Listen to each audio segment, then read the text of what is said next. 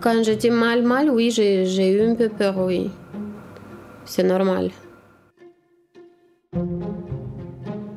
Alors Madame Z à la chambre 619 fenêtre, une patiente de 39 ans, RCP, non vaccinée, qui présente des symptômes depuis le 27/9. Tatiana, 39 ans, est hospitalisée aux soins aigus des hôpitaux universitaires de Genève, en unité Covid. Elle occupe la chambre 619. Tatiana est arrivée aux urgences après plus de 2 semaines de fatigue et une gêne respiratoire de plus en plus forte. Transférée aux soins intermédiaires sous assistance respiratoire, Tatiana a retrouvé une partie de son souffle après quelques jours de soins continus. Elle est aujourd'hui en soins aigus. Son état de santé est aujourd'hui stabilisé. Tatiana revient de loin. Je ne pensais pas que je peux arriver à l'hôpital.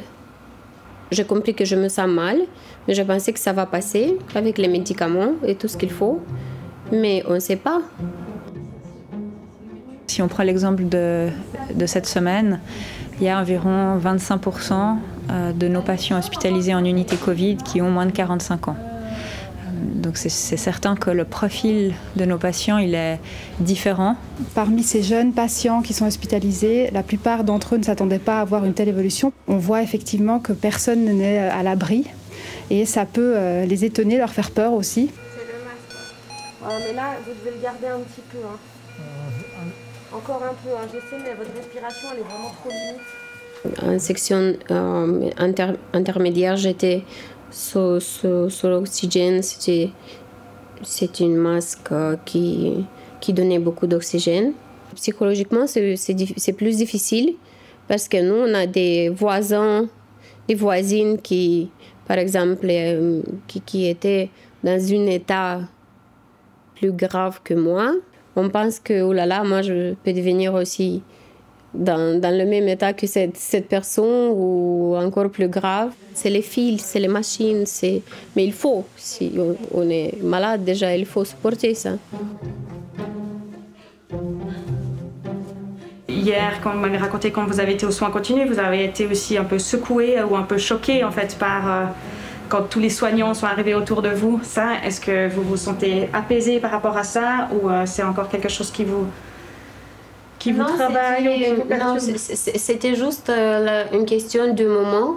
C'était le stress que j'ai arrivé là-bas et j'ai vu des personnes qui n'étaient pas dans un bon état. Oui. Et toutes les fils et toutes les machines qui soufflent de l'air. C'était quelques secondes de doute que est-ce que je veux sortir d'ici ou pas. Ouais. Ça me fait très peur, oui. Mais ça passait.